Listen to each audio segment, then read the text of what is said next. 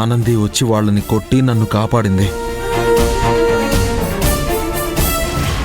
చిత్రంగా ఉందే, మగవాడివి నువ్వు చేయలేని పని ఆడది ఆనంది చేసిందా? నమ్మశక్యంగా ఉందా? ఆనందికి వాళ్ళ ఊర్లో శివంగి అనే ఇంకో పేరుంది, మీకు తెలుసా? ఇలా కనిపిస్తుంది కానీ కోపం వస్తే ఆనంది అమ్మోరే. సరే అశ్విన్, నేను వెళ్తాను. అలాగే భోంచేసి వెళ్ళానంది. భోజనమా? అవునమ్మా, వాళ్ళు నన్ను ఎత్తుకుపోయిన దగ్గర నుంచి నేను ఎలాగూ ఏం తినలేదు. నా కోసం తిరుగుతూ ఆనంది కూడా ఏం తినలేదు. అందుకనే భోంచేసి వెళ్ళమంటున్నానమ్మా. అందుకని ఈవిడి గారిని అతిథిలా కూర్చోపెట్టి ఆకు వేసి అన్నం పెట్టాలా? అత్తయ్య, ఆకేసి అన్నం పెట్టేది అతిథులకి, ఆనంది అతిథి కాదు, ఇంటి కోడ.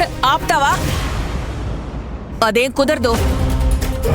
అమ్మా లలిత, తప్పమ్మ. పాపం కడుపుతో ఉన్న పిల్ల. అది మెయిన్ పాయింట్. వదినా, నువ్వు రా వదినా. వద్దు ప్రసన్న, నేను వెళ్ళాలి.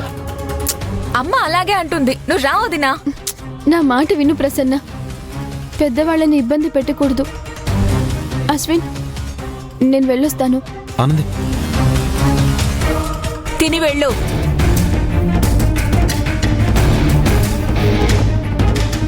ఇకనే మీ అత్తగారు గ్రీన్ సిగ్నల్ ఇచ్చింది కదా, రా వదినా. ప్రసన్న, దయచేసి నన్ను వదినా అని పిలవకు ప్రసన్న. సరే రా ఆనంది, రా కూర్చో. అన్నయ్య నువ్వు కూడా రారా, కూర్చో కూర్చో కూర్చోరా.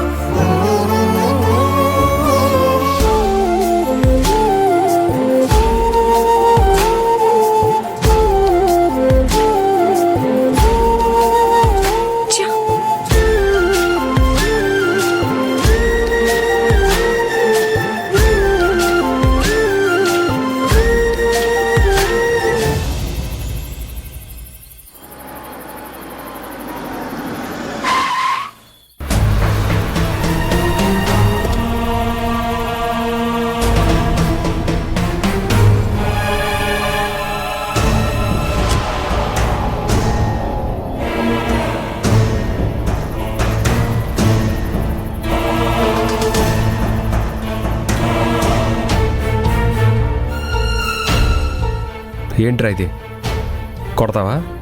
సార్, నేనేంటో తెలిసిన మీరు ఇలాంటి మాట అనొచ్చా?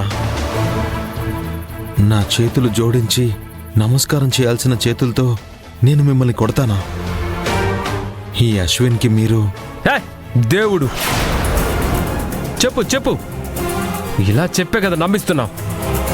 రేయ్, మంచివాడిగా నటించడంలో నీ తర్వాత ఎవరైనా ఎలా అయినా అనుకోండి సార్, నాకు మీ మీద కోపం రాదు, నేను బాధపడను సార్.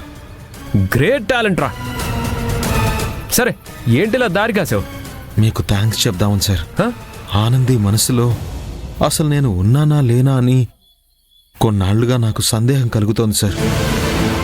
కానీ అది కేవలం నా సందేహమే తప్ప నిజం కాదని మీ ద్వారా తేలిపోయింది సార్.